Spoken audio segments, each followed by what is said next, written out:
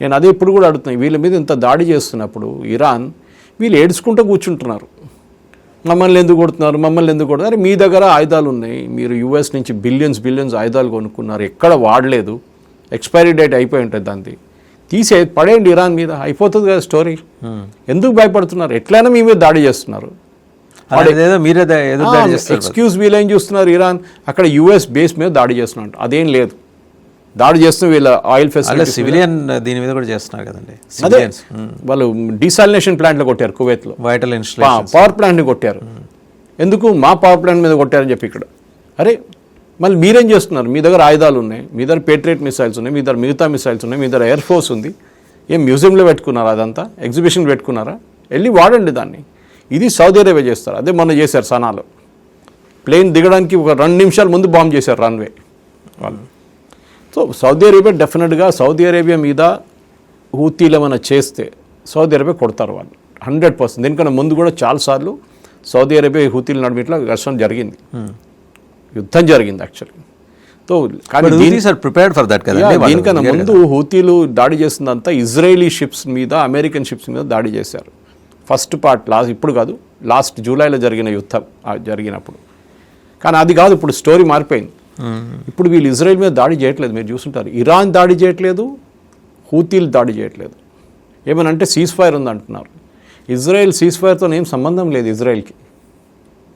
కానీ వాళ్ళకి తెలుసు ఇజ్రాయెల్ని కొట్టారో మళ్ళీ వాళ్ళు తీసుకొచ్చి మళ్ళీ బాంబ్ చేసేస్తారు ఇరాన్ని మొత్తం. ఇక్కడ అమెరికా కొడుతున్నారు, ఇటువైపు నుంచి ఇరాన్ కొడితే మళ్ళీ గల్ఫ్ దేశాలు ఇజ్రాయెల్ మీదకి పోట్లా, ఎవ్వరు పోవట్లేదు. మీరు చూడండి, ఇద్దరు అవిటుగా కూర్చున్నారు. లేకుంటే హూతీలు వారానికి మిసైల్ కొడుతుండే ఇజ్రాయెల్ మీద, వాళ్ళు మొత్తం ఆగిపోయారు ఇప్పుడు. ఎనీవే, ఇప్పుడు వాసుదేవన్ గారు జరగబోతుంది ఏంటంటే, ఒకటి యూఎస్ చాలా క్లియర్గా వాళ్ళు నిర్ణయించుకున్నారు. వాళ్ళ 3 సోల్జర్స్ చనిపోయారు జార్డన్లో.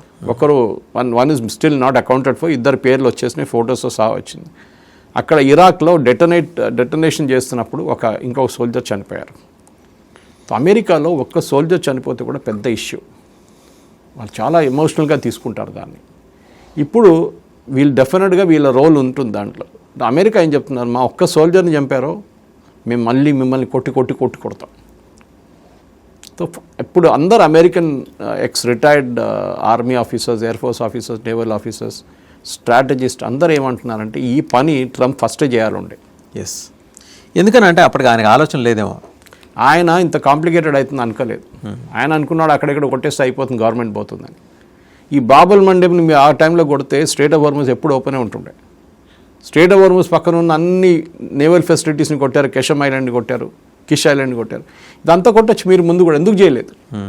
అప్పుడు ఈ గల్ఫ్ దేశాలన్నీ భయపడతారు, వద్దు ఇంత చేయకండి, మా పీస్ టాక్స్ అని చెప్పి మా షబాజ్ షరీఫ్, హసీం మునీర్ తిరుగుతున్నారు చిప్ప తీసుకొని. ఏం పీస్ టాక్స్? ఇప్పుడు తెలిసిపోయింది ట్రంప్కి పీస్ టాక్స్ ఏం పనికిరాదు. ఇరాన్ ఇప్పుడు తిరుగుతున్నారు గల్ఫ్ దేశాల్లో. ఇరాన్ ఖత్తర్కి వెళ్ళారు, మన ఖత్తర్ ఎమీర్ చనిపోయారు కదా, ఫాదర్ ఎమీర్ చనిపోయినప్పుడు వీళ్ళు వెళ్ళారు ట్రిబ్యూట్స్ ప్రే చేయడానికి. దానికన్నా ఒక రోజు ముందు ఖత్తర్ మీద దాడి చేశారు.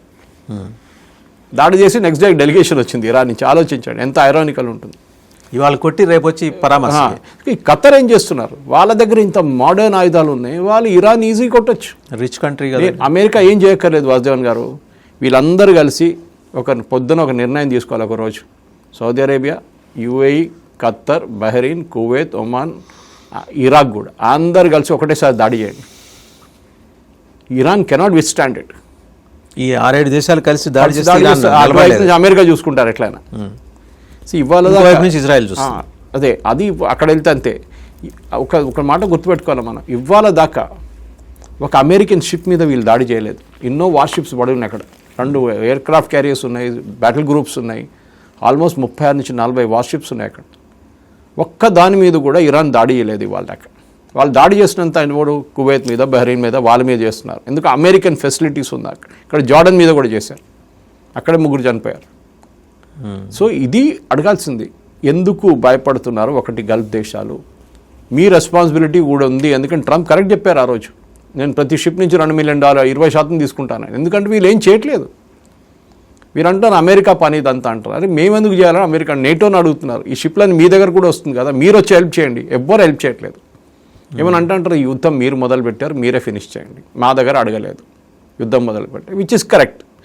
కానీ ఇప్పుడు ఈ ప్రాబ్లం వచ్చినప్పుడు ఎవరికి ఇంపాక్ట్ అన్నిటికంటే ఎక్కువ ఈ గల్ఫ్ దేశాలకే కదా, వీళ్ళకే కదా.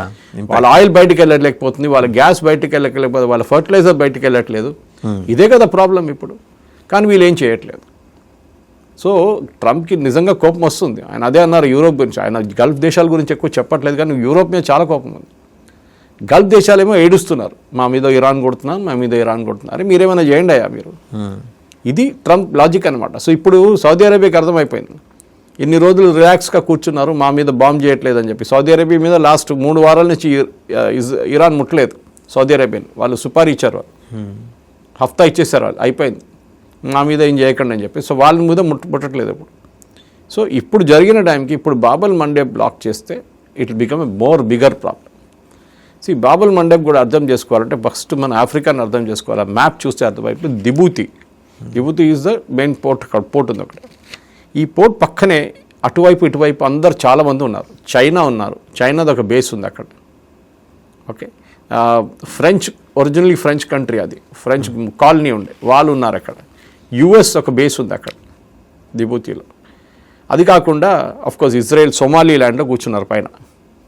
ఇజ్రాయెల్ లాజిక్ ఏంటంటే Israel is the only country to recognize Somaliland. Somalia split అయింది రెండుగా. 24 సంవత్సరాల ముందు సొమాలీ ల్యాండ్ అని సపరేట్ కంట్రీ ఫామ్ చేసుకున్నారు సొమాలియా నుంచి. ఇట్స్ ఇస్లామిక్ కంట్రీ, కానీ వాళ్ళకి డెమోక్రసీ ఉంది, జ్యుడిషియరీ ఉంది, చాలా బాగా మెయింటైన్ చేస్తున్నారు. సో ఫస్ట్ కంట్రీ వాళ్ళని యునైటెడ్ నేషన్స్ కూడా రికగ్నైజ్ చేయలేదు వాళ్ళని. Somaliland, republic of Somaliland Israel recognize చేశారు, బెంజమిన్ నెతన్యాహు చేశారు. వాళ్ళ ప్రెసిడెంట్ మొన్న ఇజ్రాయెల్కి వెళ్ళారు. ఆలోచించండి, ఇస్లామిక్ కంట్రీ, వాళ్ళ ప్రెసిడెంట్ ఇజ్రాయెల్కి వెళ్ళారు. సో ఇరాన్ ఇప్పుడు ప్రాబ్లం ఏమొస్తుందంటే, ఈ గల్ఫ్ దేశాల ఒక లాజిక్ ఉంది వాసుదేవన్ గారు. యుఏఈ, ఖత్తర్, సౌదీ అరేబియా, ఈ 3 దేశాల దగ్గర డబ్బులు విపరీతంగా. యుఏఈ దగ్గర ఎమిరేట్స్ వాళ్ళు, వీళ్ళేమో Iran is oil, purely oil and one theocratic country. ఇటేమో సౌదీ అరేబియా మొనార్కీ. వీళ్ళు ముగ్గురికి డబ్బులు ఉన్నప్పుడు ఏం చేయాలని అర్థం కావట్లేదు. ఖత్తర్ ఏం చేస్తున్నారు, ప్రతి అమెరికన్ కాలేజీని కొనేస్తున్నారు. ఖత్తర్ ఫౌండేషన్ అని చెప్పి వాళ్ళ ఫౌండేషన్. ఖత్తర్ ఒక 20 సంవత్సరాల ముందు were not in the picture. ఇప్పుడు చనిపోయిన ఫాదర్ మీరు ఏం చేశారంటే, ఆయన చాలా మట్టుకు బ్రాండ్ ఇన్వెస్ట్మెంట్ చేశారు. ఖత్తర్ అని ఒక బ్రాండ్ బిల్డప్ చేశారు. దానికి ఏం చేశారు, ఖత్తర్ ఎయిర్వేస్ స్టార్ట్ చేశారు. ఫీఫా ఫుట్బాల్ కోసం డబ్బులు విపరీతంగా ఖర్చు చేసి బిడ్డింగ్తోని లంచం ఇచ్చి వాళ్ళు ఫీఫా తెచ్చుకున్నారు ఖత్తర్ దగ్గర. అక్కడ పెద్ద హ్యూమన్ రైట్స్ వయలేషన్ జరిగింది, చాలామంది చనిపోయారు. అది కన్స్ట్రక్షన్ టైంలో జరిగింది అంత అలిగేషన్స్. అది కాకుండా ఫీఫాలో లిక్కర్ తాగకూడదని రూల్ కూడా తీసుకొచ్చారు. ఆలోచించండి, ఎప్పుడు ఆ రూల్ లేదు. వచ్చే ప్రేక్షకులు ఏమైనా తాగొచ్చు కదా, కాదు లిక్కర్ తాగకూడదు మా ఇస్లామిక్ కంట్రీ అని చెప్పి ఖత్తర్ ఆ రూల్ కూడా పెట్టారు. అది కూడా ఫీఫా అంగీకరించారు. సో ఒక బ్రాండ్ని బిల్డప్ చేసుకున్నారు ఖత్తర్. ఇదే ఖతార్లో Muslim Brotherhood, Al-Qaeda, ISIS, Hamas, ఈ టెర్రరిస్ట్ గ్రూప్ లీడర్స్ అందరూ అక్కడ ఉన్నారు. కానీ అమెరికా ఒక్క మాట చెప్పలేకపోతున్నారు వాళ్ళ గురించి. ఓకే, ఇన్ఫ్యాక్ట్ ఇజ్రాయెల్ ఖత్తర్ మీద కూడా దాడి చేసిన ఒకటే దేశం ఇజ్రాయెల్. మీకు గుర్తుంటుంది, ఒక లాస్ట్ ఇయర్ అనుకుంటారు దాడి చేస్తే. ఇప్పుడు హమాస్ లీడర్గా ఎన్నికైనా ఆయన కొడుకు చనిపోయింది దాంట్లో.